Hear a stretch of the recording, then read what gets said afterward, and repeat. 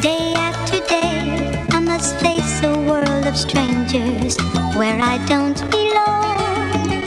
I'm not that strong.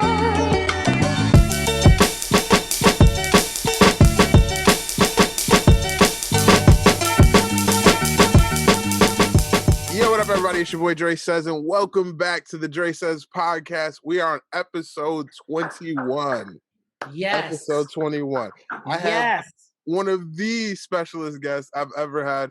Literally, my oldest friend in the fucking world, and actually, like, my brother in this world. Carmen Vallone, everybody. Welcome, Carmen Vallone, to the episode. Yes. Yes, finally. We've done Thank you, Dre. We've gotten it together. Thank you. We did it. We did it. So the funny part about it, Carm, is that I've known you the longest in my life. Literally, out of all of my friends, I've known you the longest, and most of my friends don't know who you are. Dude, I get it, man. I get it. It's childhood friendships. Right.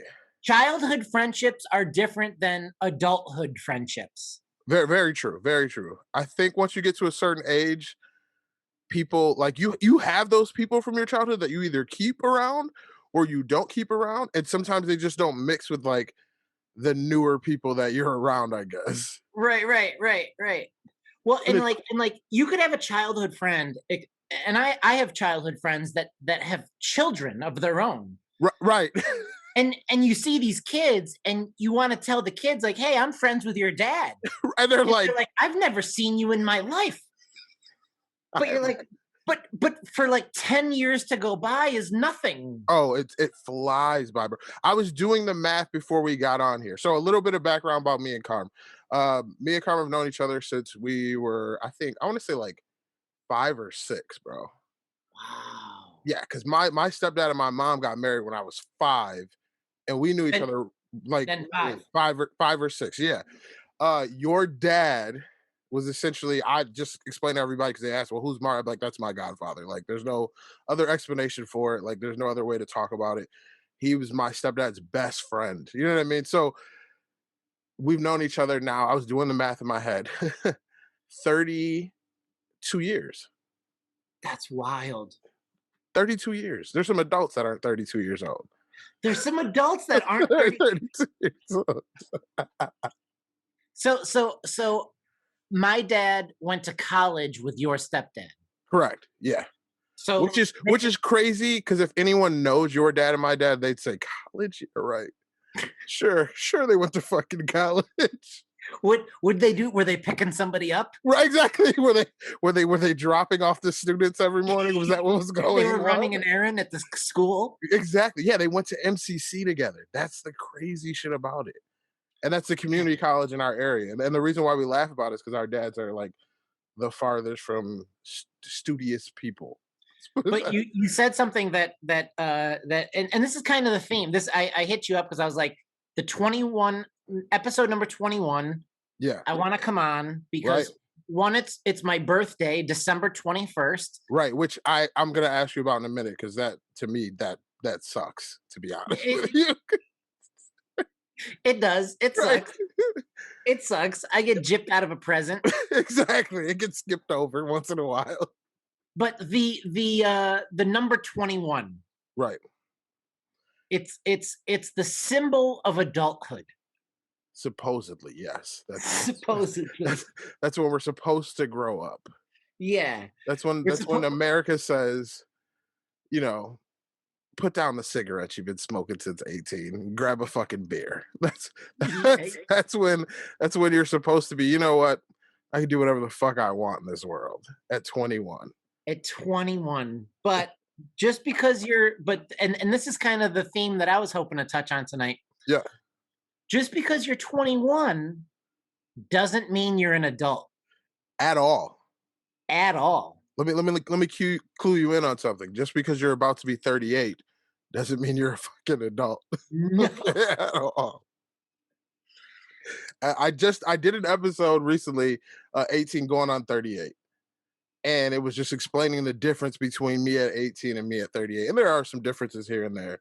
But I think me and you are in a rare group, bro, where we're at the age of, we're damn near middle age, Carm. Like once we hit 40, But no children.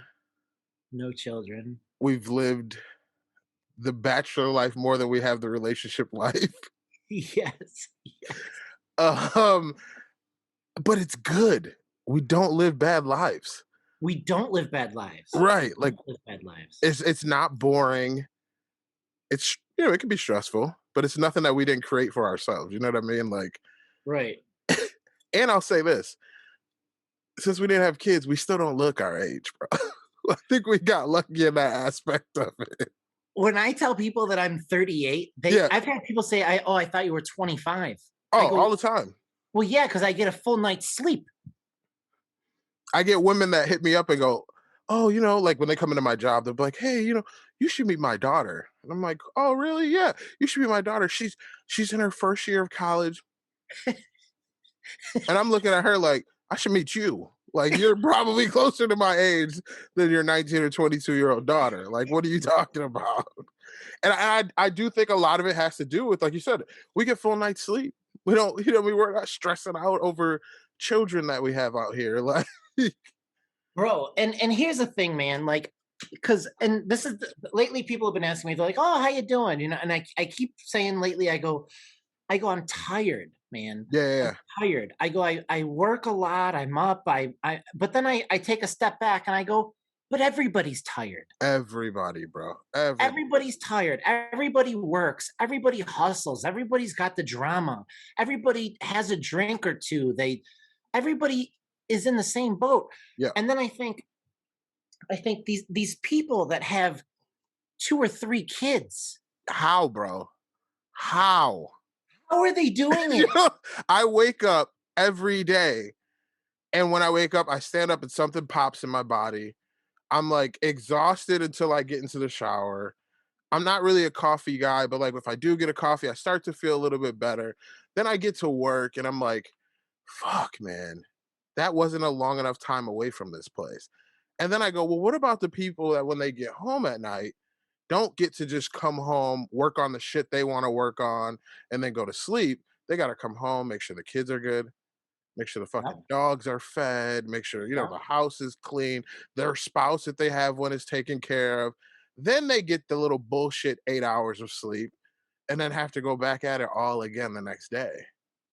Dude, I'm getting nervous thinking about it. Like, how am I going to do this? Because at some point we might have to. Imagine if money wasn't an issue.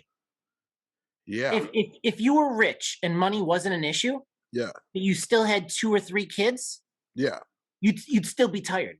Yeah. You'd still be tired. Yeah. You got kids waking up in the middle of the night. My stomach hurts. I'm hungry. I need water. I peed the bed. I had a nightmare. And if money was an issue, they're probably spoiled little brats. And then they're spoiled little brats. But my point is, you don't even have to go to work. No. Then you got to get the kids up to go to school at 7 a.m. Yep. They're out at what, 2:30 or 3 o'clock? Yep. There goes your whole day. A lot of people got a taste of that this last year because of quarantine. Some people were getting, they were getting money, they were getting paid. If they were lucky, like the people from my job, they were still getting paid their regular salary, but now they're at home with their kids all day. And they haven't had to deal with that because they've been able to send them to daycare normally or to school normally. So now they're dealing with it. And those are the people that are probably losing their fucking mind. Like losing their mind. Like, 8 to 12 hours extra a day with these kids. Look, you and I are almost 40. We have 0 gray hair. Look, I have like 2 or 3. I got like 2 or 3 in there somewhere. There they are. 2 or 3 of them in there. 0. Everybody that I know that has kids, yeah, gray. It's like Obama after his 8 years in office. Did you see that, bro? He went from this yeah. to our dads. Okay, that's what he did. Like he went from that to George Clooney. Easily. Still a great looking man, but just gray everywhere. Gray. And then people are like, "Oh, we want you back." That motherfucker's not trying to come back. He's like, "No. I did my 8-year bid. You guys can have it from now. Me and Michelle gonna go smoke a blunt and hang out, okay? Like, y'all be straight. Y'all be okay." But what is it about life? Why is life so hard when you're older? Because responsibility, bro. Think about it. When we were younger, we didn't have any responsibilities, man. Like zero, bro. We had zero responsibility.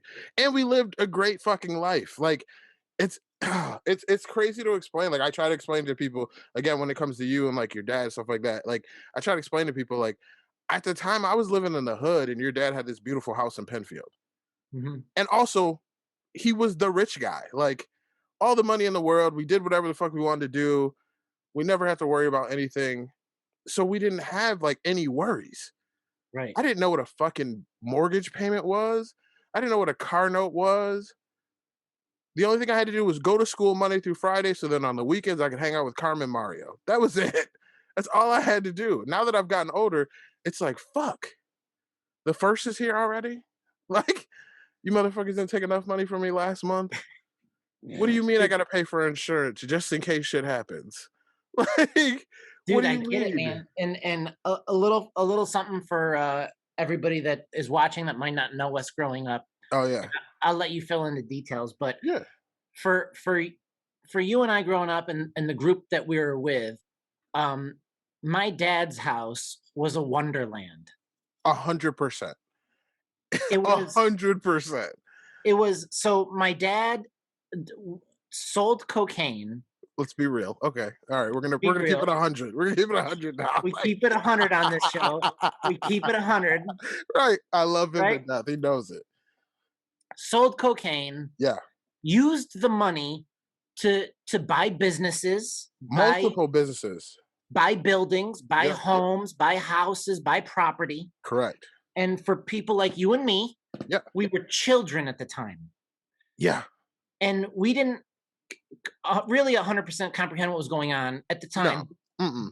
But Not we until had I it. became, not until I became a teenager. Yeah, we had it super easy. Bro, we would wake up, he'd wake us up in the middle of the night, not knowing why he was waking us up in the middle of the night, to go get strawberry milk from 7-Eleven, send us into the store with $100 a piece. At like 8 years old, like here's 100, here's 100. Yeah, go get stuff. I'll be out here talking to who knows the fuck who. Like it was like when he says a wonderland, you guys don't understand. This was the house where you would go to, and there was like ping pong machine or pinball machines in the basement. There was when the laser disc first came out. Yep. Your dad had all the laser discs. There was parties, birthday parties with ponies and shit. Like I didn't know what a gully was until I met your dad. Okay, I didn't know what fucking brunch was, bro. Like brunch parties just because big ass extravagant parties for no reason. And I would wake up going, brunch. So the people from last night are still here, right? That was the best part. I was like, wait, what? Excuse me? Or I remember like meeting all these people the day before, them still being there the next day, me going to a woman and being like, some random hot chick being like, oh, hey, and your dad going, it doesn't matter. It doesn't matter. I'm like, okay, Yeah. sure. Yeah. It was literally and it was in the middle of like a cul-de-sac and like, bro, we had all the inner tubes for snow time. Random, that beautiful car that was in the garage that we would just sit in. We would just sit in and act like we owned it and drove around in it. Like, it was crazy. Going back to school, I remember your dad would just take us shopping. And that was the cool part. So this is the awesome part about your dad too, is your dad's an older Italian man. I'm a little black kid from the city. You know what I mean? But I'm family. Because of your father, I didn't understand or have to feel racism for most of my fucking life. It just wasn't a thing. It wasn't so. And your dad also taught me never to accept disrespect. Right. So like it was wherever we went, I was respected as much as you were as his son. Do you know what I mean? Well, 90% of the time he'd walk in and be like, hey, this is my son Andre. And people would be like, oh, okay. So I never had to experience that. I didn't feel that until I was a teenager. Because besides being in my own neighborhood where everybody looked like me, right, he brought me out there and I never felt any difference because nobody would ever disrespect him, so they weren't gonna disrespect me. Right. It's crazy to think about. I'm glad that you brought that up because I was curious with everything going on in today's climate. Right. And like I put on the news and I see so much racist stuff on the news, and everybody's racist, and it's your fault, and it's his fault, and it's her fault, and everybody's at each other's throats. And I keep coming back to like, so like people like myself, mid-30s, yeah, white guy, yeah, we're the problem, right? Of course, yeah. Of course. Right. But when I think about growing up, and I think about the 90s, and I think about you, and I think about my dad's whole thing. Yeah. There was zero racism. Yeah, I mean, and that's the crazy part. But again, this is because of your father. In our circle, there was none. And that's mainly because it wasn't allowed. It wasn't even a thought. And but then I thought, I go, okay, now I'm an adult. I go, maybe Andre felt racism back then, but no. I was ignorant to it, maybe. So this is the reason. Then this is why I say it's kind of crazy. I never felt it because this is the crazy part if you think about it. You know why there was no racism in our group? And mind you, there's a cluster because Harvey was Harvey was Jewish. Your dad was Italian. My dad was Dominican. My mom was black. You know what I mean? You know what I'm saying? Like, right. But there was nothing. He owned an Asian market. He owned an Asian market that he called Salon Orient, which was actually kind of racist, but whatever. We'll run with that. I remember asking him, like, why is it named that? He's like, well, there's a lot of Orientals when I bought it. And I was like, oh, okay. So there was, but did I ever feel racism? No. And I think a lot of it for two reasons. One, I think they had a bigger battle to fight because they had to legitimize all of this illegal shit they were doing. Right? So they were more concerned with that. And two, I think it was a respect level between them. Was there racism going on in the world? 100%. There's no 100. I just think we were at that age, we were sheltered from all of it, bro. We lived in literally like a fantasy land for a very long time. And then, and then reality smacked us in the face when your dad got in trouble and shit, and the world split. And then that's when everything kind of shifted for me. And I was like, well, wait a second. And we had talked about it because there's a lot of people that were in that group with us that went either one way or the other way. And I think we definitely benefited from the things that your dad and my dad and my mom and your mom taught us. And we kind of went the right direction. And some people couldn't handle that. And when the real world hit them, it was like, whoa. Right. So like, I think I tell people all the time, like, I thank your dad 100% for all this shit that I learned from him because it kind of made me the person I am today as far as I'm able to fit in anywhere I go. That's awesome too. Because I was able to learn things that, most little boys that look like me couldn't learn at that age. Like, right. And see that messes me up because I just assume that everybody grew up like us. Yeah, no. No. I'm learning that as I become an adult, Right. I think back and I go, you know what? And I get mad at the news. I go, there's not this racism that everybody talks about. It's not there because it wasn't there for me. Right.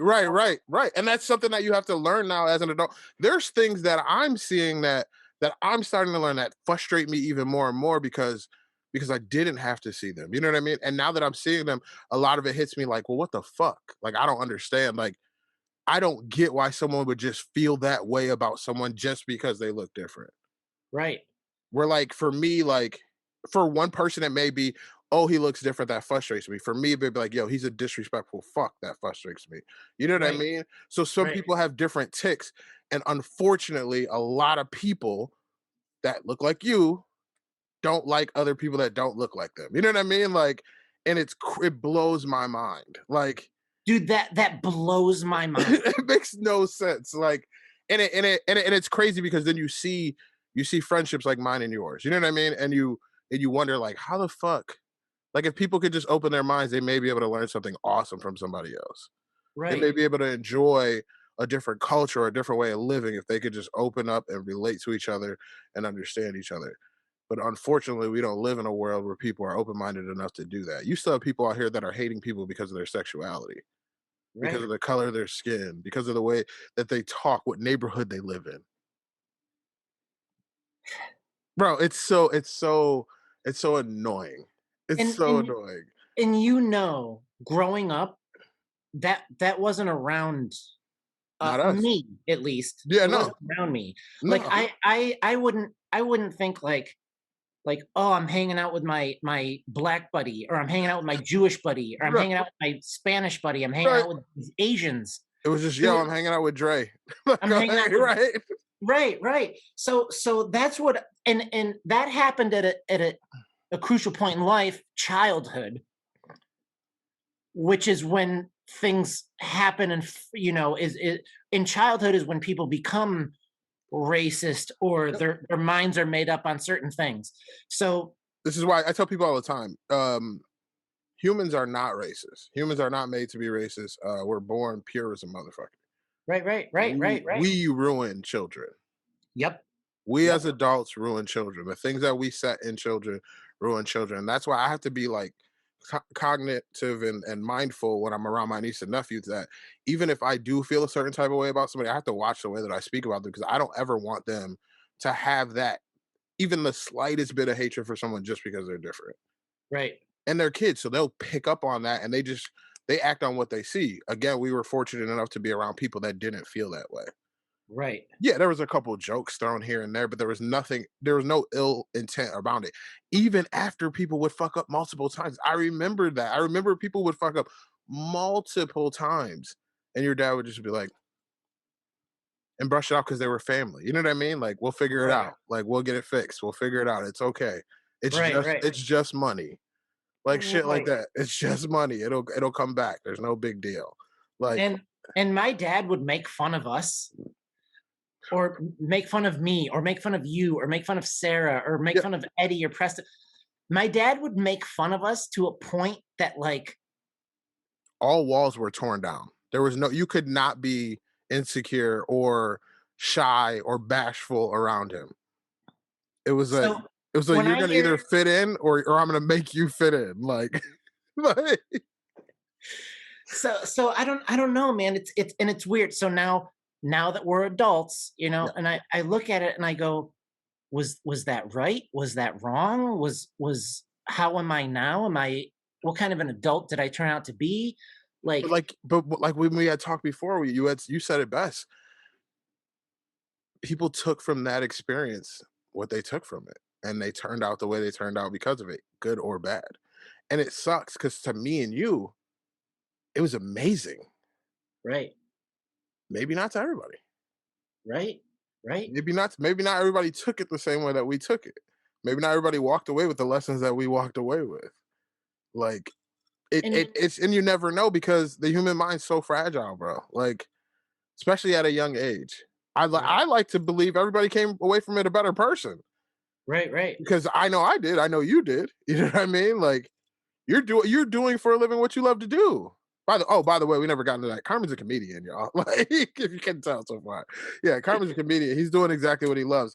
I am essentially a hustler. Let's be real here. Like, anything and everything that I can try to make money off of, that's what I'm trying to make money off. And that's what I learned from your dad. I'm a hustler. I'm going to take all the money that I can and invest it in the things that I love to do and try to make money off of it. But it's very similar. Both of us are like super similar. Super similar. Like, it's like, how do I do what I love to do and make money off of it? Yeah. How do I not bust my balls too hard? Even after all the shit went down and your dad moved to Florida, and that's what I always meant to ask you. Did you move to Florida because your dad moved to Florida? Was that the idea? Yeah, kind of. Okay. So real quick, in a nutshell, the story. My dad moved to Florida. Okay, my dad sold cocaine. I love how you say it that way. Got busted. Yes. I love that I call it cocaine. And right. I love that you just cocaine. Yeah. It's very good. It's very proper of you. Sold cocaine. I think kids are calling it. So he sold cocaine. Yeah. Got arrested. Went to jail for a year. Yeah. Got out of jail, sold everything he had, sold all of his businesses, sold his house, sold literally everything. From what was explained to me was he was politely asked to leave New York State. I don't know. I don't know. It was explained to me like he was politely asked to not be here. Like, that makes sense. That does make sense. Right. I don't know really exactly how it went down. So he moves to Florida. Yeah. I was just starting high school. Yeah, I remember that. Yeah. So I would come down and visit him when I could, spring break or winter break or whatever. See, and these were the years that we were like not close. Like right. when all this happened with your dad is when like I remember my parents just coming home and being like, "Hey, you're not going to see Mario for a while." And I'm like, "Oh, okay." Like they're like, it was like a movie, bro. Everybody went their separate ways. Yeah. Everybody went their own lives. Yep. Because he was the glue that was kind of holding everybody together. Yeah. When he originally got locked up, I remember them telling me like, "Hey, he's got to go away for a little while." Then I remember him getting out. I remember my dad going to help him with some stuff, which come to find out was like liquidating everything. I remember going to the house when he right before he sold it, and he was just like, "Well, get whatever you want out of here because everything's got to go." And it was a friend that was buying the house from him. Yep. They had that little son. Yeah. What is his name? They had a little son. It was a guy and a woman. They had a little son. But the little son had come and hung out with us a couple of times. I think his name was like Ryan or something like that. Young. Really young. Like he was like 5 or 6, and we were almost teenagers at that time, if not teenagers. Yes. Yes. And then I remember literally him being like, "Oh yeah, we're just gonna sell this stuff," and then boom, he was gone. Gone. Yeah. And I remember my dad being like, "Yeah, he can't come back for a while." And I was like, "Okay." But then you moved. So you were in high school when that happened. Yep. And then when did you move down to Florida? So he was in Florida. I graduated in 2001. Right. Yep. Same as me. Yep. I went down to Florida for just like 6 weeks. Yeah. And then I was homesick because I thought I was missing out because you don't know shit when you're only 18. Yeah, you have no idea. You think the world is going on without you when you're not home. You're not an adult yet. No, not at all. Shit's right. So I moved back to New York. Okay. And I lived in Rochester again for like all of 2002. Yeah. And then I moved back to Florida in 2003. Okay. That makes sense. And so my dad was living in Florida, and then the rest is history. Yeah, because I didn't get down to Florida for the first time until like 2005, I think. Okay. I think that was my first time. I came down with like 10 guys. I did like a big birthday trip. And your dad actually hooked it up. So this is what I mean by your dad was hilarious and like would just get random stuff. Like when I came down there the first time, I think he was designing pools. Yep.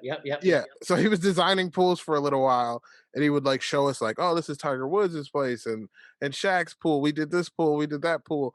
And I'm like, "I don't remember you ever knowing how to design anything." But okay, like but he hooked it up and got us a couple of houses to rent.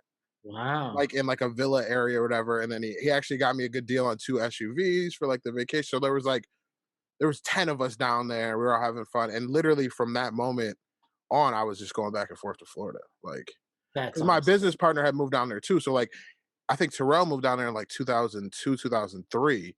I got there 2005. And this is before DreSays and all that stuff. This is just me being a young kid with a bunch of money, just blowing it. We're not going to talk about where that money came from, but, and just having the 90s. Yes, right.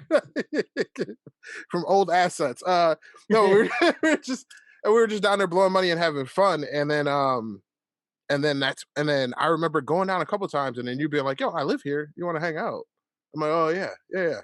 I'll be down in a couple of weeks. Like, we'll hang out." And that's when I was like, "I forgot Carm moved down here. When the fuck did he move down here?" And your dad, yeah. Oh my god. I remember. And then my parents were going every year. At that time, like, oh, life has changed. It's been a wild ride, man. It's been a wild ride. It's been a crazy one. It's been a crazy one. And again, to think about it and to think it's been 30, what did I say, 35 years? Yeah, 35, 36 years. Must, yeah. That's fucking nuts. That's so crazy. So how is it now? Because we talked about it. You're a comedian. Corona. Obviously. Corona. Fucks everything up. Fucks it right up. It's literally, it went from the greatest beer alive to fucking everything up. What? How was it? Because I know we had talked going into this. We did, yeah. So obviously, Corona has thrown a wrench in obviously everything. Right. And as a comedian, like a comedian in Florida, everything shut down for a while. You couldn't perform, And what really messed me up was my self-identity. Like, who am I? Without comedy, without who you are, Right. who are you? Who are you? Right. Without the thing that you wake up to do every day. Right. So it definitely screwed me up, and like Corona threw a wrench in like traveling and performing and being around people. But Florida is very Florida. They're very wild, wild west. Very wild, wild west. They don't give a fuck. We don't give a fuck in Florida. And somehow the whole state is opened back up. I see that. Dude, I go and I send videos to my buddy. I go, look at nobody in the restaurant has masks on. None of the servers have masks on. The cooks don't have masks on. That's crazy, bro. I literally wake up, walk out my door, and put a mask on. Take it off in the car, get out of the car to go to work, put a mask on. Do an assessment that says I'm okay to be at work, check my temperature, and then wear a mask all day long. If you were in Florida, you could go 24 hours without having a mask and people wouldn't bat an eye. That's crazy. You go to I don't even know if I could be around that. I think I like, even now when like someone walks into the stores here without a mask on, everyone's appalled. Everyone's looking at them like, what the fuck? Like, what are you doing? Like, and that's wild, man. And that's what I've learned about if we shift to the political side of stuff, is like it made me realize how important local government is. Seriously. Something that we never think about. You never think about local government. Right. You always think about the president and the Congress. 100%. People don't even think about their state government. You never think about state government. Right. And I'm learning that it does matter, because the mentality of my neighbors, the people I work with, the people at the gas station, the people strangers that are around me, everybody has the same mentality that I guess comes from the governor. Yeah. I don't know. They're rallying behind their state and their values and what they believe in. And I mean, let's call it what it is. Florida's a Republican state. Like, yeah. And if you got the head guy in charge that's in the same party as you saying fuck these masks, you're gonna say fuck these masks. And then on the other side in New York State, we're sitting with a guy that's like, no. Like, what do you mean? Like, I'm going to ban and restrict everything possible until y'all realize that you should shit your ass at home for a while. Like, it's just different. It's so different. And it's like, I don't know if the governor is telling the people or if the people are telling the governor. And he's just bowing down to what they want. I don't know, because it's start with the word Florida. Okay? Florida. What do you think when you come to Florida? For real, what do you think? I'm going to have a good time. I'm going to sit on the beach. That's it. Yeah, that's it. I'm going to have a drink in my hand. Yeah, that's it. Literally. That's the mentality of when you go to Florida. I'm going to Florida. I'm going to Florida. People leave here, New York State, where it's super strict, get on a plane, and by the time they touch down in Florida, they're such in a Floridian state of mind that they forget all the rules. Dude, they stop taking their cholesterol medicine. They stop eating healthy. They tell their mother-in-law, F you. Everything goes out the fucking window. It all goes out the window. And that's not just because they're on vacation. That's the same when they live here. Because they're in Florida. They forgot all the rules of life once they hit Florida. They're like, you know what? I'm in Florida. Fuck this. It doesn't matter what part either. It doesn't matter. They could be in Central Florida, Orlando. They could be in motherfucking Miami. No. Miami's a whole different world itself. As soon as people say they're in Miami, there's two things that come to mind. There's going to be a bullshit balcony photo somewhere. And somebody's renting a very expensive fucking car. Those are the two things, at least in my community. Okay. Yeah. No, you're right. I'm seeing. Those are the two things I'm seeing.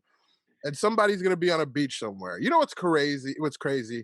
I said crazy. Crazy is that as much as I've been to Florida, I've been to the beach like twice. Oh, dude. I fucking hate the beach, bro.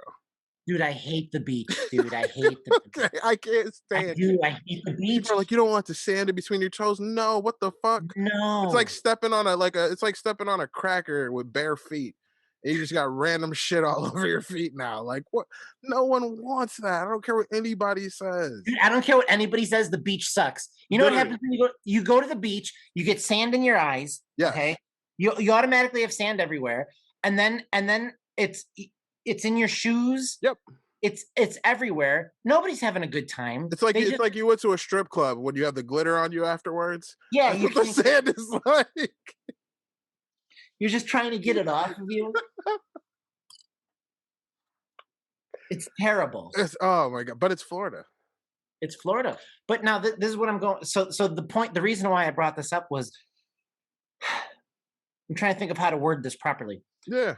The people at the top, they do. I mean, I guess they do. It does matter because it's like the mentality around Florida. You go to any bar, any restaurant, whatever.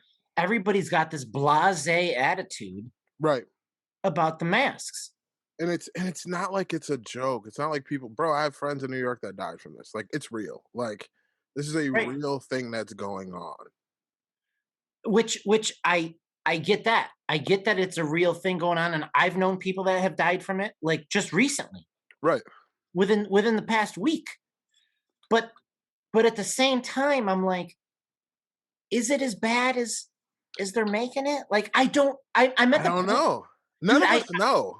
I'm at the point I don't know, man. I don't know what my politics are. I don't know where I stand on shit anymore. Listen, don't get me wrong, because I'm sitting here and I'm like, I see all my friends in Atlanta. They're out at clubs. Nobody has a mask on.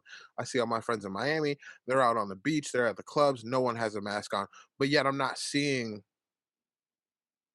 people getting sick that I know that went there, that did these things. I'm not getting sick. Like, I see people that go on all these trips.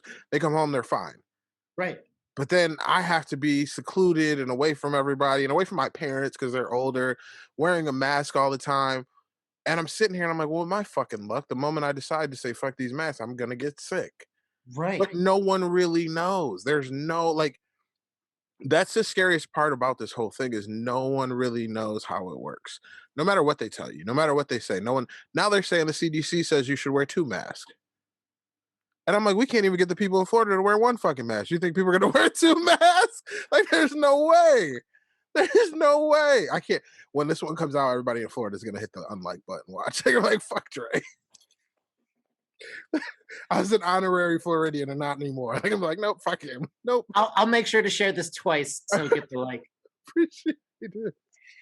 No, so I mean, it's just it's a thing that's going on right now. I think no one has answers for. I think we found mild solutions to it. I also think it's going to be something that's going to be here forever. It is. I was saying the same thing. Yeah. You can't. You're not gonna. I don't think we're gonna just snuff out a virus. Hell no. No way, bro. No. That doesn't happen. We haven't even got rid of the common cold or the flu yet. You think we're gonna get rid of this shit? Right. We haven't cured cancer. So then where does that bring us? So now you've got this virus that's never gonna go away. We got new norms. That's it. We gotta find happy mediums on how to work around this shit, bro. Like, granted, don't get me wrong. I don't think the world should be stuck behind a mask all day. I don't think we should be secluded from seeing people that we love. I know it's the healthiest way to go about it, but I also don't think that we should be running around willy-nilly like Florida or Georgia and not wearing any mask and not giving a fuck. It's just not safe. So I think there has to be a happy medium somewhere. I absolutely. Yeah, and everything's changing. Retail's changing. The way people shop is changing. The way people interact with people is changing. I mean, all that shit was changing ahead of time. Now you can't even. I couldn't pay my niece to call me on the phone, bro. So it's, you know what I mean? Yeah. Oh, either way. So everything's changing anyways. It's just getting worse now. So like texting is more of a thing. You'll get a FaceTime before you fucking get an in-person thing. It's just kind of. I think that's the way life's gonna end up being from now on. Unfortunately. And again, it's just going to make me appreciate our childhood even more. Yeah. Like we had a great fucking time. I've never felt more loved in my life. You know what I mean? Like, and I don't think kids will ever be able to feel that again because of all these new restrictions and things that are going on. Like, even now, like when my niece and nephew were growing up, I would tell my sister, like, why don't they just go outside and play? My sister's like, yeah, they can, but like, they got to be in front of the house. Like, it's not like when we were younger where you could go blocks away. You don't fucking trust people. And we didn't have cell phones back then. No, bro. And we were living wild. Like, I mean, we were going blocks away. We were doing shit that, you know what I mean, hanging out in places we probably shouldn't have been in, but our parents didn't have to worry as much as they do now because there wasn't as many creepers. And maybe there were, but they were hidden back then. They weren't as out in the open as they are now. People getting snatched up left and right. You know what I mean? Like, kids just aren't as safe as they were back in the day. They're not, and that's the scary part. Kids aren't able to have like an actual childhood anymore, bro. It's That's all weird, it's all devices and social media and video games, and they're just having to grow up way too fucking quick to me, in my eyes. And then Corona's not helping. No. Because now they're not in school as much. They're not getting the social interactions. I had my niece and nephew on here. We did a show and I said, "What's changed for you with Corona?" And they're like, "Not really anything." Wow. I'm like, "What do you mean?" And my niece is like, "Not much." I'm like, "What about seeing your friends?" She's like, "I call them. We FaceTime." Then what about seeing them in person? She's like, "I'll see them when I see them." My nephew's like, I just can't go to basketball anymore. But like, I just still play video games and, you know, shoot hoops outside at home. It's wild, right? It is, dude. Like, and like, how are people like you and I, Yeah. how are we supposed to raise kids in this world, this new world? We're not used to. We're not used to it. We don't know how this works. We don't know how this works. Man. I think about that all the time. Like when I was younger, before all this, I think like, you know, I could raise a kid. I'd be good at raising a kid and showing him the ways of the world. And now I take a step back and I go, I barely know what I'm doing. Do you know there's a new math out there? Don't even get me started on the new math. They're adding zeros to shit that don't even need zeros. Placeholders? You don't need the placeholders. Before all the Corona shit, I remember I was watching my niece and nephew for a weekend while my sister and brother-in-law were out of town, and my nephew was showing me his homework. I said, "What the fuck is that?" Like, this is my math homework. What kind of math is this? Like, there's new math. They didn't for a while. They weren't teaching like cursive in school. They weren't teaching it for a very long time. I was like, "What do you mean?" Like, I'd be like, "Sign your name," and they just write their name in block letters and shit. And I'm like, "What? No, like your signature, bro. Like, what?" And then I'd have to like show them, like, it's different. This shit is different. I don't know if I'm ready for it. I'm gonna be honest with you. So we're barely 40. We're not 40 yet. No. What is it going to be like when you and I are in our 80s? No idea. I'm terrified of that. And it's crazy because I look at my parents now, who were very cool people back in the day. They're still cool people now. I love them to death. Love them to death. But even then, I'm like, what do you mean you don't understand how to send me an emoji? Like, what? Right. Like, you used to do all of this shit. You showed me how to type. Like, what do you mean you don't know what an emoji is? Or my mom sent me she sent me a link. I got up at like 4:00 in the morning to use the bathroom. For some reason, she was up, and she sent me a link that someone had sent her, but it was a spam link. So I woke up, I saw it, I went back to bed. I woke up the next morning, I texted her, I said, "That's spam." And she said, "What is?" And I said, "The link you sent me." And she goes, "I sent you a link?" Yes, mother, you sent me a link. Like, what do you mean? So it's just different. The world is changing, bro. The world is changing, and we're going through a changing of the guards. You know what I mean? Like, yeah. The last couple years, I mean, you know best. The last couple years have been rough as fuck, bro. Like, I lost my uncle who I was very close to. I lost my grandmother. We unfortunately lost your dad, then your grandmother, and it's just like it's just a changing of the guards. We're becoming the old people. Yeah. And we're losing all of our predecessors who taught us everything. And so for me, it's like sometimes I sit here and I go, am I ready to teach the next generation? Yeah, because I don't feel like an adult. Right. Like you were saying, 21 is supposed to be when you're an adult. Bro, I don't feel it. I'm gonna be honest with you. And what anybody that's watching is what he's referring to is what I said in a text message is, just because you're over 21 does not mean that you're an adult. At all. At all. At all. I don't, and I don't feel like one. I feel like one when the bills are due. Sure. The fact, you know what proves it is when you text your friends, you go, "Adulting sucks." That's how you know you're not an adult. when you have to be like, God, adulting sucks. You're not a fucking adult, okay? Because it's not adulting. It's just life. It's just what we're supposed to be doing. But yet we're complaining about it. Like when I have to complain, like, what the fuck? I gotta pay rent and my car. I want all this nice shit, but I don't want to have to pay for it. Like that's how you know you're not an adult. Like there's this feeling like I still feel, and I'm sure I'm excuse me if I'm putting words in your mouth, but fine. I'm assuming you feel similarly. I don't feel like an adult. I still feel like a kid. Yep. I still feel, and I text this to you. I'm a really responsible 18-year-old. Like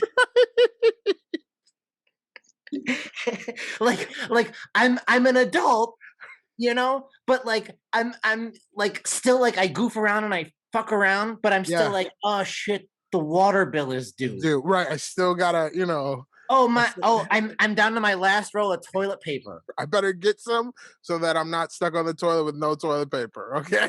But at the same time, I'm like, no, I don't have to set my alarm tomorrow. For what? I'll just wake up. I'll get up when I get up. At the same time, it's your day off from work, and you're like, fuck, it's 9:00 at night already, and I haven't done shit. Yeah. All the shit I planned on doing on my day off, I did nothing. None of it. I'm like, yeah, literally, I could eat a nerd's rope. Right. Literally, but I'll be honest with you. I think that's why we enjoy life a lot more than some people our age. Yeah, that's because we're just really responsible 18-year-olds. You're really responsible 18-year-old. we haven't grasped the concept of being a pure adult, and I think becoming a pure adult is depressing sometimes. It is, man. Like we said, you know, all it is responsibility. Right. You're living for somebody else, but then I take a step back and I wonder. I go, is there a different joy in that? Is from what I hear, yes. From what I hear, yes. Right. From what I hear, yes. From what I hear, there's nothing like having your own children. From what I hear, there's nothing like seeing someone grow up and be exactly like you. Again, this is all hearsay. Right. It hasn't been proven to me yet. So I'm just gonna say it's hearsay. It's from some reputable sources, people that I know and love, but they say there's nothing like it. Okay. And I've gotten a glimpse. My nephew is just like me. So I've gotten a glimpse where he'll say or do something. And part of it is the joy of being like, oh my God, like that is just how I was. And the other part of it is going, oh, I caught that motherfucker because he can't get one over on me because that's exactly how I was. But it's I guess it's nice. I just haven't experienced it fully because it's not my kid. You know what I mean? Right. What they say is it's great. It's what they say though. Now, do I want to take the $1 million risk and find out if it's true? Because that's how much it costs to raise a fucking kid. So the other thing we were messaging about. Yeah. And actually, hang on, I'm gonna run over there, grab my bottle of wine. Yeah. Count to 3. I got you. 1, 2, Mississippi. 3. Here we go. Yeah, there we go. Yes. Well, I don't know why I felt like you were gonna come back with Snoop Dogg Red. Snoop Dogg Red? I got. Oh yeah, that's like the classic. Isn't that the Yellowtail? Is that what that is? Yeah, it's cheap. Yeah. No, Snoop Dogg has a red wine now. Snoop Dogg has a red wine? That's awesome. It's got his face on the side of it. He's got a hood on and everything. No shit. Yep, Snoop Dogg Red. I would drink that. Which is hilarious because he's a Crip. I'm dead serious. So he should have blueberry muffins. Yeah. Blueberry breakfast. Or at least a white Zinfandel or some shit. So wait, what were we just saying? I got lost there. About I don't know if I want to take the risk of the $1 million risk of having a child to figure out if what they say is true. Okay, so that's exactly what it is. It's $1 million risk, bro. It costs $1 million to raise a child at minimum. Do you feel like you're missing out? Sometimes. I feel like if I would have had children, I would have wanted to have them a lot earlier. Just so I'm not having kids at 40 and then when they're 20, I'm 60. You know what I mean? But does that make you feel like you got to hurry up even faster? No, I don't let nobody rush me for shit. No, not even your unborn son? No, not at all. And if he's anything like me, he's not going to want to rush me. He's like, hey, whatever. I don't come when it comes. He's sitting down there right now, like, that'll let me free when he lets me free.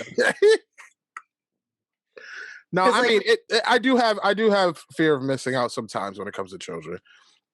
Mainly because I see my friends, they got their kids, and like a bunch of my buddies have me in on like the photo sharing of their children.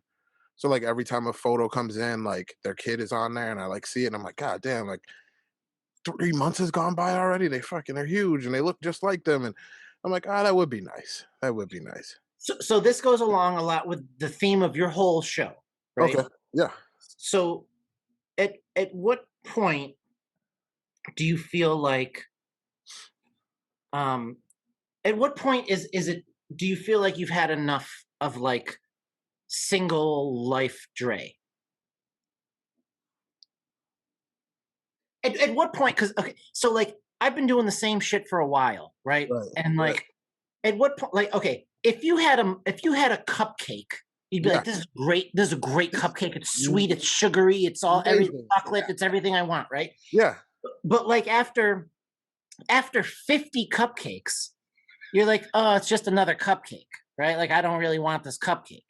So take that mentality and put it to your and I's. It's crazy because that's how I live life. Everything's a dessert or food to me. No. Right, everything's no, yeah, but everything's like an amazing cupcake every time. Right. So now you and I were both almost 40.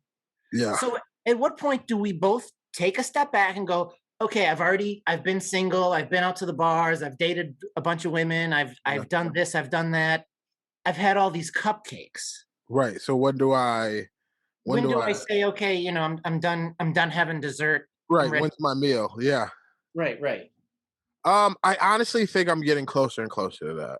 Do you? I think every day it's getting closer and closer to that. And it sucks because I'm a very big advocate on just enjoying life. And it's not to say that I won't enjoy my life settling down. I'm not saying that at all. I'm just saying I thoroughly and this is again, this has to do with the way I was raised. Like, so I have an uncle who is very similar to your dad. You know what I mean? Like, he's just the clean cut version. He went the corporate route and all that good stuff. And he had 2 kids, got divorced younger. He was younger when he got divorced and just kind of enjoyed life. To this day, still enjoys life. Your dad, he had a kid, got divorced, lived and enjoyed life. So I like to feel like I just took the one step and skipped over the children part and just enjoyed life. But now I see why they were so comfortable and able to enjoy life because they had already done that step. They'd already had their their legacy essentially. Like you're your dad's legacy, his 2 daughters are his legacy. Like, right. And that's the one thing that scares the shit out of me is not being able to leave a legacy. Right. Like that. You really think I don't really think the world should go without a little Dre or a little Carm running around. Right. Havoc. Right. That's causing all types of problems. Well, and you just made me think of something. Maybe you and I and everybody else that's in our same boat. Yeah. We think of when you have kids, life is over. Right. What if that's the wrong mentality? It is.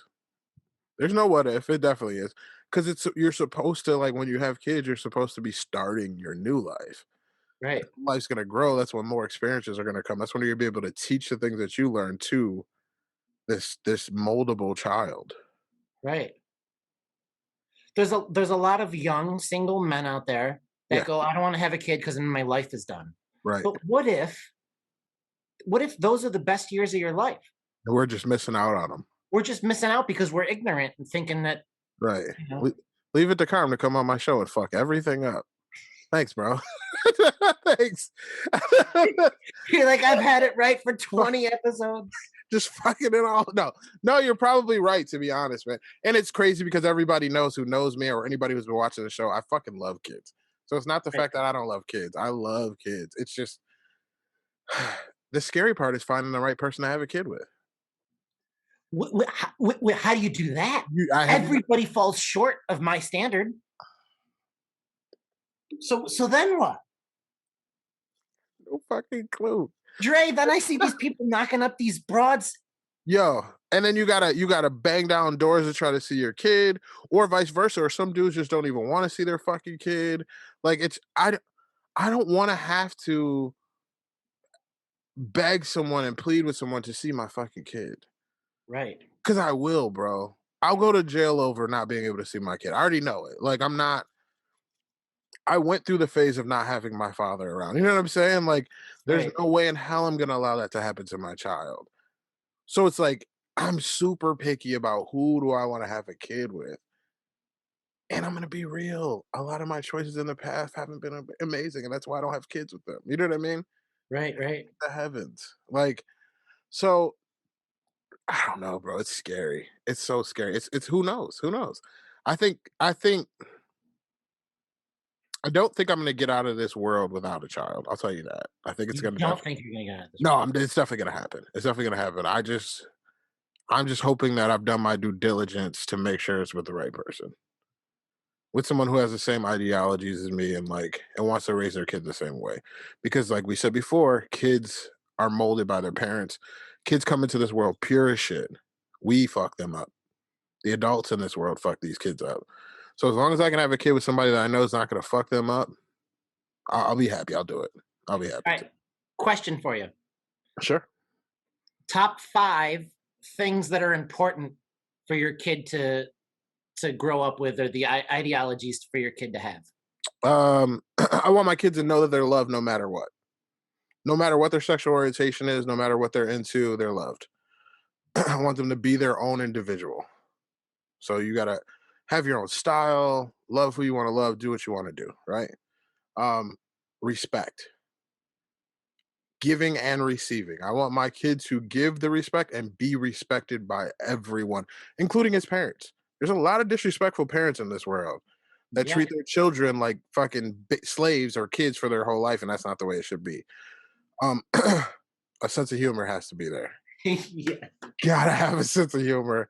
You gotta have a sense of humor. And if they're anything like me, they're gonna be a big boy or big girl. So have some charisma and style about them and be comfortable in their skin and who they are. Like being able to walk into a room and not being afraid to talk to anybody. Be able to talk to the homeless guy on the street and then the president of the United States. You know what I mean? Yep. Those are my 5. That's awesome. Yeah. Yeah. I like that. But okay, I got one for you. What's 5 characteristics in a wife or a mother of your child? Okay. I like this. Yeah. Okay, the 5 characteristics in a wife or a mother of the child. Yeah. One, I mean, the first thing that comes to my mind, but maybe it's such a blanketed thing. Unconditional love. No, that's a legit thing. Unconditional love. Yeah. So people forget what that means. That means loving you no matter what. What? Rich or That poor? means loving you no matter whatever medical conditions you have. It's in the vows, bro. Sickness or in health. Sickness or in health. Death do you part. Right. Unconditional. Like a family member. Right. Yep. Unconditional. And the other 4 are negotiable. No, I'm just kidding. Just give me the unconditional love. I don't give a shit about the rest of it. Yeah. Unconditional love. You said sense of humor. Yeah. That is bigger than I think people realize, because 100%. when you can goof around and you can say shit and you can like just be silly and like and the other thing, like a lot of truth is said in jest. Correct. So sometimes people say something in a joking manner, but they're being truthful. They're being honest. Yeah. They're being honest, but that's a good form of communication. Right. So I'd put that in there. Is a sense of humor, like you said. I think that so I forget what the first one was. Sense of humor. Oh yeah, you forgot the unconditional love part, huh? Yeah. How much wine you done had? Just 3 bottles. Okay, just 3. Unconditional love, Yep. sense of humor. I guess man. So I guess in raising a child would be I mean, I don't really know how to define this, but a certain level of intelligence. Yeah. You know, somebody that knows how to teach the kids, because that's the other thing. I watch YouTube videos and I see what's going on out there. You have no control of what the teachers are teaching the kids at all. At all. Yep. So you have to, and that's why a lot of teachers will even say it. A lot of the lessons start at home because, yeah, a kid could come to school. A teacher is teaching a blanket statement to everybody. The way that they receive it depends on the way that they were taught at home to how to receive something, or the way that their brain works or something. So, yeah, having someone at home that can set those lessons at home the correct way, not just schoolwork wise, but as in life, that's a very big key. Something else that's important is the support of the man. Yeah. You know, because you need to be in communication. You know, like if I'm laying down a set of rules, like, hey, this is what I want my kid to eat, this is what I want my kid to read, this is what I want my kid to learn. Like, are you going to be there to fight me on it, or are you going to be there to back me up on it? And that goes in with being a good partner. That goes in with being a good partner. Oh yeah, a good partner, and having respect for you. Yeah, and vice versa. You having respect for them, like right. And then number 5. Yeah. Man, number 5. I guess just looking around my room to see if anything sparks. You know, I guess like faith, actually. Yeah. Religion is a big part of it. See? Religion is a big part of it. And I would have never guessed that. You know, we never talked about that a lot when we were younger. Religion was never played a big factor in our lives. It never came up once. Not once. Literally not once. Literally. You know, I read the Bible twice. What? Through and through? Through and through. Really? Dude, it's next to stand-up comedy. Yeah. It's the one thing I know the most about. That's crazy. I would have never Nobody knows that. Nobody knows that. They do now. I would have never guessed that. You would have never guessed that, man. And you've known me for 30-something years. Yeah, I would have never guessed that. I would have never guessed Carmen Vallone would have told me that he read the Bible twice. I read it every day. Bro, I know a couple of scriptures because I went to church every day when I was younger with my grandmother. But other than that, that's about it, right? That's about it. Yeah, that's crazy. And you know what's weird to me? What's that? It's weird to me that more people don't talk about it and think about it. Like the Bible? Yeah, the Bible, but like death in general. Oh, right. Yeah. Because people are afraid to talk about things that they're afraid of. They're afraid of, yes. Yeah, they're afraid to talk about things that they're afraid of. Put that quote online. People are afraid to talk about things that they're afraid of. Yeah, that's going to be a Dre thing. I'm going to put that on my Instagram. One of the little For real, man. It's a very true statement. It's a very true statement. And I don't know. Take it from there. But like, yeah, I mean, okay, so we'll round it out. We got one question out of the way. I like to typically do 3. So you got the next one, then I'll do one, then you do one more, I'll do one more. Okay, so ask you another question? Yeah. Okay. So this doesn't count, but are you currently seeing someone? Mm-hmm. Who knows? Who knows at this point? Who knows? Okay. Let me think. Man, but it's open. But it's an open book, bro. I don't ever lie to anybody, so you can ask me whatever you want when it comes to that. Okay. Trying to think here. Let me think. So, and this is what I like about your show is that it's a lot of relationship stuff. It's a lot of men and women stuff. I like that, and that's all the shit I know nothing about. All the shit we know nothing. All the shit I know nothing about. Did you ever read? Okay, so keeping it a buck, as you say on the show. Yep. Did you ever read any of those like Mystery Method, How to Pick Up Women books? Never. Do you know what I'm talking about? I know exactly what you're talking about. I actually watched the show a long time ago. Yeah, where he's talking about like peacocking and all this other shit, and that's when I realized very quickly that all those dudes are corny as fuck. They have no idea what they're talking about. And then I kind of learned from experience. No. What do you mean? You think it works? Do I think it works? You know it works? Bro. What do you mean? Cut the feed.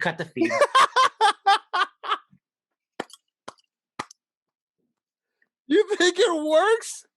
Do I think it works? You know it works? Bro, it's mad. But this is the thing, though. I bet you the things that I do naturally are what are in that book. Yes. And I learned all this. You got to remember, I learned all this shit. Let's keep it real here. My stepdad, got a woman out of his league. Yes. Your dad used to pull some of the flyest women I've ever seen in my life. So I learned from these people. And everything that they did Yeah. follows the mathematic formula. So it's just a natural thing for me. It's just yeah, and they talk about that. Okay. They say in from what I've heard. What you've heard. I didn't read the books myself, maybe. Yeah, of course not. Of course not. But from what I've heard, there's men that naturally know this stuff. Okay. Just like there's men that naturally know how to bodybuild. They don't have to read a book to know how to build it. There's men that know how to build a house. They know how to put wood in nails they know how to do it naturally. Right. The same with picking up women. There's men that just know how to naturally pick up women. Yeah, yeah. And we're not gonna give away any secrets on that, but I like to think, and from what I'm told, it's natural for me. Dude, it probably is, man. It really probably is. It's a lot of it has come from, I have setbacks when it comes to that. Like, I'm a bigger guy. You know what I mean? Like, I am essentially a loner for the most part. You know what I mean? I have all these people that know me, but not a lot of people know me. So like, I have a lot of things that like push me back. So like, my natural charisma and street smarts and all of that good stuff is what, and a lot of women tell me like my drive and my focus on my own things, it kind of draws them into me. So like, again, it's natural. Like, but I think like, so when you say that you're a bigger guy, yeah, like I don't think that stuff matters to women. It doesn't. It doesn't. You know what matters to women is the way that you carry yourself. Yes. And a lot of bigger guys don't carry themselves the right way because they're ho-hum about being a bigger guy and pity, blah, blah, blah. And I'm not. No. Like, I'll walk in a room and everyone's going to notice me, and not just because of my size. Right. Yeah, and they'll know once they start talking to me. Yeah. So no, I have not read those books, but I know about them. And Carmen has not read these books either. No, but I've heard they're pretty accurate. They're pretty accurate and they're on point. That's what we hear in these streets. Okay. So let's see here. Okay, so that was my question to you, so now you owe me one? Yeah. Okay. All right. I got a personal question. When we were kids, did you ever go, Dad, can I have a weekend where it's just us and not have Dre here? No. Never had that. When I was younger, I used to wonder about that. I'd be like, does Carm want me here? Like, because I know when I would go with my dad, like, which is rare, like he would come up from Georgia or whatever, I would like want all that time to just him. You know what I mean? And that could be the selfish part of me. But I mean, I also had a sister who I was always around. Like, you don't have any siblings, right? Right, no. Right. So it could be that. Okay. I was always wondering. I never knew that. And I never asked you. It just never came up. No, for me, it was always like, I'd get to my dad. So my schedule was my dad's on Friday, and after school, I'd go to my dad's, and Sunday night, he'd bring me back to my mom's. Yeah. And every Friday after school, it'd be, Dad, is Andre coming over? Is Sarah around? What's Michelle doing? What's everybody doing? Like, to me, it was a party. Right. And that's what it was. And like, I remember there would be times, because like when your dad had to shop in the city, it was easy because my mom would just drop me off from the city to, city. Now that I'm older, it's like a 5-minute ride. My old house to his shop was like a 5-minute ride. Right. Once we moved out to the suburbs, then your dad didn't have the shop anymore. It was like a 40-minute ride because we were all the way in Henrietta, like Rush area, and he was in Penfield. So like my mom would get tired of it. And I remember a couple times your dad just being like on the phone with my dad and being like, tell him to get ready, I'll be there. And like he would come pick me up knowing that he was gonna go get you and be like, yeah, like no, like Carm will kill me if you're not here. And I'm like, all right, cool. Like let's have fun. Like, yeah, man. It was for me growing up, it was the more the merrier. Right. Which was always fun, man. That was fucking awesome. Yeah, I never thought about like hanging out with my dad alone. Not that anything. It would just be like, what are we doing today? Right. Because your dad was always down for like, let's fill up the day with as much shit as possible. Like my dad liked being around people, and I also like being around people. Yeah. He loved it, man. He was a party thrower. Always throwing some kind of good ass party or some fun. I know the neighbors hated us. They had to. They had to have fucking hated us. Like, it was just always some fun shit going on. Jesus Christ. So it's my turn to ask you a question, right? Yeah, this is the last one. The last one? Oh no. Yeah, make it a doozy. Okay. Let me think. The last question here. Let me think of what your viewers would like to know about you. Yeah. What would the people that are watching Dre? Because I'm sure you probably get a mixture of like people that love you, people that hate you, people that are, what the fuck is Dre doing on here? Let me see if I could shit on him. They never say it to my face though. All right, let me. That'll be the question. What do you think? What if you were looking through the eyes of your haters? Yeah. What do you think that they'd be saying and thinking? I think a lot of them would be thinking he's full of shit. He's not that honest with everybody. He's not. He can't really be that honest with everybody. And if I was younger, they'd be right. I used to be a fibber when I was younger. I used to tell lies when I was younger. And then I got older and I realized for me to lie means that I'm afraid of something. And as an adult, I ain't afraid. Who the fuck am I afraid of? Like, why would I lie? Why would I lie to another adult? I have a follow-up. Yeah. We're all afraid of something. I don't care who you are. Yeah. I'm not afraid of a human being, though. That's what I meant. Okay, but what are you afraid of? Human beings aside. Human beings aside, I'm afraid of leaving this earth and not having a legacy. Not having something that someone remembers me of. Like your dad, God rest his soul, has changed many lives. You know what I mean? He has made an impression on many people. And I want to be able to do that. I want my niece and nephew to look back like me and you look back and be like, I had a fucking amazing life because of my dad or my uncle. You know what I'm saying? Like, I want that. Like, and I'd like to have that. Like, but I mean, and like I said, just the haters would literally just be like, hey, well, he's probably not as honest as he says he is. I had an episode where I said I need more than one. They're more than likely like bullshit. That's not going to happen. And a lot of it is just envious bullshit, to be honest with you. I've been a hater before. You know what I'm saying? So I know where it stems from. It's envy. A lot of it is envy. A lot of it is envy, and a lot of it is not understanding or not having the mental capacity to understand. Right. For some things that we may think, looking at something like that can't be possible, the person that's doing it is like, this is normal to me. Right. That's it. That's basic shit. Yeah. Basic shit. I like that. That's a real answer. It's it's the truth. It's what it is. It is what it is. Like, that's how I feel about it. One last one for you, Ben. Then we'll hit the show. We'll show on the road. Well, two things. The first one is, at what point did you think comedy is it? This is what I'm going to do. At what point did I think comedy is it? This is what I'm going to do.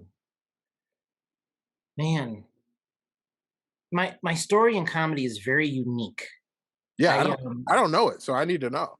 I just always saw you as funny because your dad was hilarious, you were hilarious, and then when everybody's like, "Yo, Carm's a comedian," I was like, "Okay, that makes sense." Yeah, and you know what's weird? Like I could do comedy. I can get up in front of a crowd of 10 people or 10,000 people. Right. And I'm gonna make them laugh. Exactly. I'm gonna make them applaud when I want them to. Right. I'm like the Pied Piper, and they don't even realize that they're dancing to my tune. Right. But you know what, Dre? Yeah. I'm not famous. Why not? Nobody knows until they see your show, and then everybody see my show and be like, "Oh, that guy was great." Right. But I'm not famous. Right. So that's a whole different thing. Is there frustration from that? There used to be. Is it the fame or the finance that more attracts you? Probably the finance. Yeah, honestly, I don't give a fuck about the fame. I don't care about the fame. I just want to have like good internet. You know, just great connections everywhere. Really good, like a real comfy bed. That's the only connection in my life right now, so that would be the greatest connection to have. So, like my story in stand-up, real quick. I'll make it 2 seconds. Yeah. My story in stand-up. My dad was funny. Yeah. I wanted to be funny. My dad would walk into a room. He'd get everybody laughing. Right. I want to get everybody laughing. I'll show you. Right? You think you're good at making people laugh, Dad? Okay. Do this. And I would see that as a kid watching, bro. Right. I would watch you look at your dad and all the people laugh at him, and then you would boom, you'd step in and try to like get that one up on them. That's crazy to think about because I never thought about it as a kid. The first time I saw it, real quick, this is so crazy. The first time I saw it was we were getting ready for Halloween, and you got that costume of a mom carrying a baby. Yes. And then I remember going out and having my mom buy it for me too. Like we ended up having the same costume that year. I don't know if you knew that or not, but like no, I didn't know that. And we went to the restaurant in Penfield. It was an old Italian restaurant. Like I remember it was the first time I had Yankees and like the North Side, probably. Yes. It was him and a bunch of the guys. I don't know who the fuck they were, but they were all sitting around a table. And your dad was killing it. They were cracking up, laughing at your dad, as always. And you walked in with this costume on, and the fucking room lit up, and the look on your face was one of the, yep, I did that. I made everyone laugh in here. This is what I was looking for. This is the validation I was looking for. That's when I first saw it. Oh, that's we had to be like 10. I think we were like 10 years old at that time. That's awesome. Well, my dad would do these things. My dad would set me up. Yeah. He'd be like, "Hey, Carm, I'm gonna say this and do this, and then you say this." Oh, I didn't know that. Yeah, he would set me up on these little things. That's fun. And like, so how are we doing on time, real fast? No, we're fine, bro. We're fine. Okay. So, real quick story. Yeah. So one time I had these two kids from Irondequoit, right, where I lived.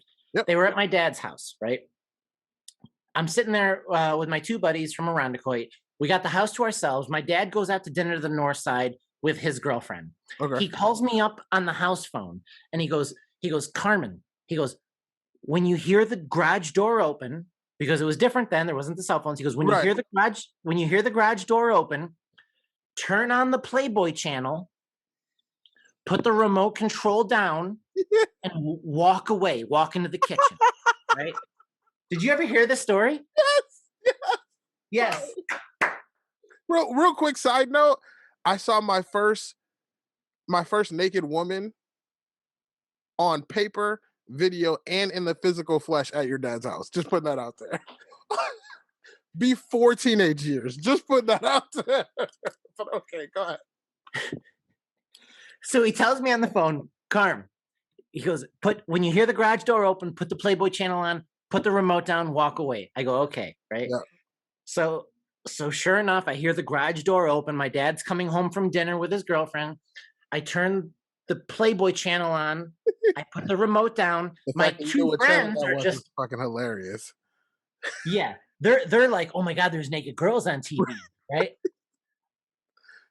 I walk away, I go into the kitchen. Yeah. And sure enough, my dad opens the door, he comes inside, and he's playing it so cool, which is the part of comedy that I learned from him. Right.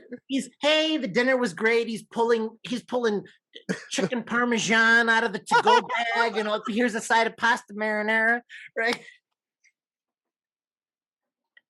And like my friends are just like, holy shit. Like, we're about to get busted. Right. And then he's, yeah, we got some pasta prima, and he turns this way and he goes, what the fuck?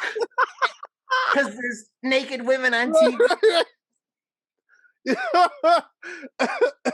And he goes, oh my God. He goes, who the fuck put this on TV? And my friends go, Carmen did it. And he goes, I know my son would not put this on.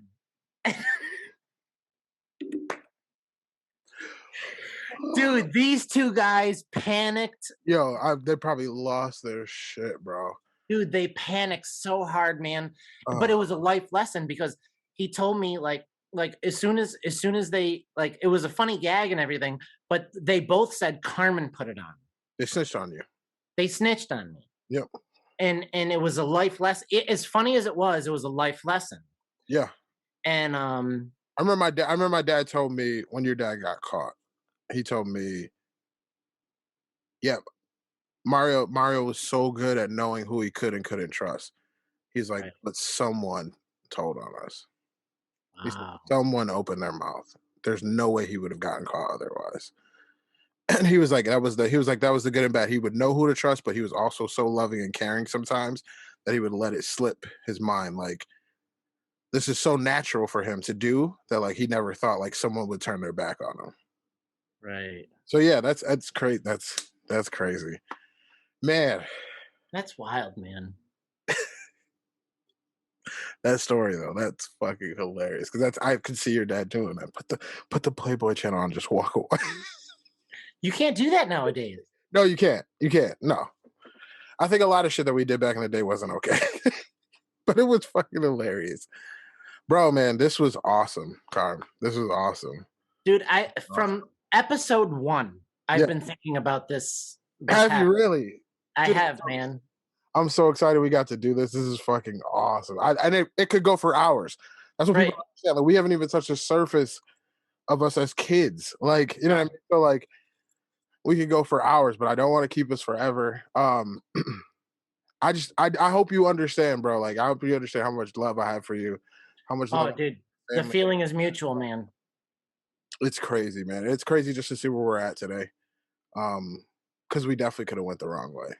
We had enough utility to go the wrong fucking way. We just definitely went the right way. So I'm super proud of both of us, to be honest with you.